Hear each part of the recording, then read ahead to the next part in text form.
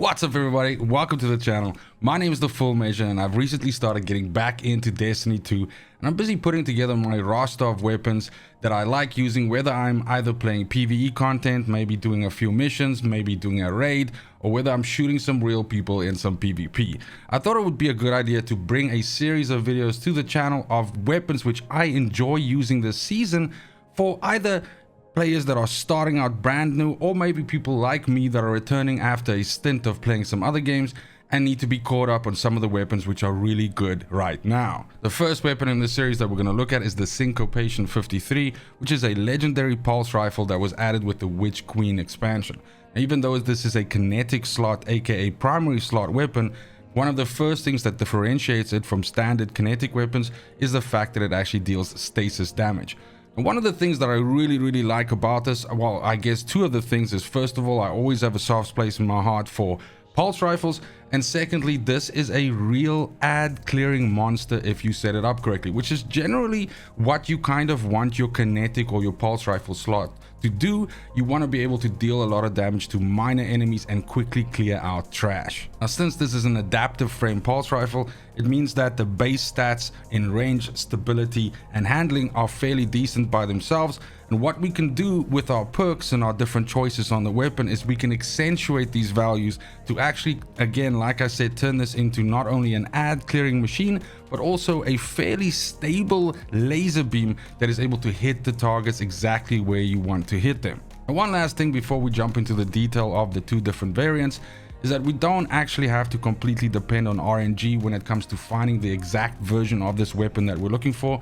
Luckily enough, this is one of the weapons that allows you to actually find a red box version of it, which means you can then learn the recipe to craft it in the foundry, and once you actually have that, you can build exactly the version of the Syncopation 53 that you are looking for. Do also remember that since this is then a craftable weapon, you are also able to access those really awesome enhanced perks at higher levels of XP on this weapon, and that is of course what we will also be using in these two different variants that we'll be looking at. At the end of this video, there is a screenshot, a summary slide of shorts showing exactly the different mods which I'll be discussing on the PvE and the PvP side. So if you want to jump ahead, that is in the timestamp below, but I'm going to spend a little bit of time explaining exactly why I make the decision on both sides. Now, firstly, on the PvE side, for our barrel, we'll definitely be taking corkscrew rifling. That gives us a little bit more stability, a little bit more range, and a little bit more handling, and it's just all around a really good barrel for this type of weapon. And for our magazine slot, we are taking appended mag, which gives us 6 more bullets, which just means that you'll have more ammo before you have to reload.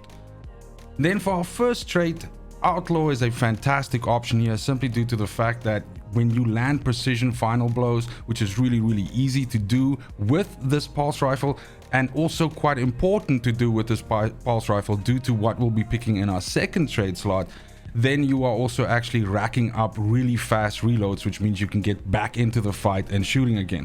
So all in all, this feeds the mechanism quite well. You have a larger mag size from appended mag, and then when you do actually have to reload, based on the fact that you've gotten some precision kills, you actually get a full mag back real quick.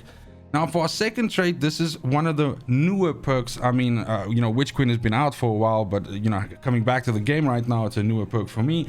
But Headstone is essentially a perk that says that when you precision shot kill enemies, then it leaves behind one of these stasis crystals. Now, these crystals are good for two things. First of all, if they are damaged enough, they explode and actually deal damage to enemies around them. And oftentimes when you shoot into a group of enemies and you manage to precision kill 1 or 2 or possibly 3 of them, and you can set off this cascading explosion that essentially covers the entire area in AoE and does a fair bit of damage, and sometimes deals enough damage to actually drop lesser enemies down. The second, and not so, I would say, evident perk that Headstone offers is the fact that these also kind of like obstruct enemy movement as well as disrupt enemy firing lines. So oftentimes this can get you out of like open fire or things that are, trying to hit you with weapons from afar, and it can actually give you a little bit of cover. And again, remembering that these can be even broken by enemy fire, and of course when that happens, that again deals damage to everything around it. Something new that we have on certain weapons is of course Origin precision perks. In this case, this is a Suros weapon, which means that when you reload this weapon, you get bonus handling and it reduces flinch for a short time. Again, just a really good stat, or rather perk, I would say, to have on this weapon, simply due to the fact that it is so important for you to really hit those precision hits with this gun to really, you know, get the full power of the weapon. So anything that can help you actually land those shots, aka that can remove some of the flinch when you are under enemy fire, obviously helps there. Now for your masterwork, you really have two possible ways you can go here, and I think this is a preference thing. Now personally, for me, I will most generally always pick range. In this particular case, that is exactly what I recommend you to pick. But I do know that stability is also a sought after stat, specifically in this archetype, and it can also benefit you here. Again, I will pull to the fact that this weapon has fairly high stability and fairly high range as it stands as a base, but the stability is quite a bit higher than the range, and that's why I kind of like just bring the range up a little bit further. And lastly, on the weapon mod side, we are using minus spec on here because, as I said, this weapon, to me, the function that it fulfills is that it clears out trash or adds enemies very quickly, and of course minus spec helps you deal more damage against, you know, as they say, rank and file or normal enemies. So then looking on the screen, we can see how these mods, this particular configuration, modifies the base stats of the weapon and essentially just brings the range, the stability and the handling up a little bit, and just to make the gun even better in those different areas. Now looking on the PvP side, some things are the same, some are different. We're starting out with exactly the same barrel. The corkscrew rifling barrel is just really good because it adds to all three of our primary stats, the stats that we're so concerned with: range, stability and handling. And then on the magazine size, we take ricochet rounds simply due to the fact that this also gives us more stability and gives us more range, a little bit more stability than range. But again, those two stats are super important in making sure that you land your shots and also that you can engage enemies from further away. Then when it comes to our first trait, we want to be using moving target. Moving target is phenomenal for the simple reason that it increases your movement speed and target acquisition when you are moving while you are actually ADSing. So this is super important. Generally speaking, a pulse rifle of this kind, you don't hip fire that, or I mean, I suppose you can, but if you want to be as lethal as possible, you want to be aiming down sights, you want to be hitting center mass or head.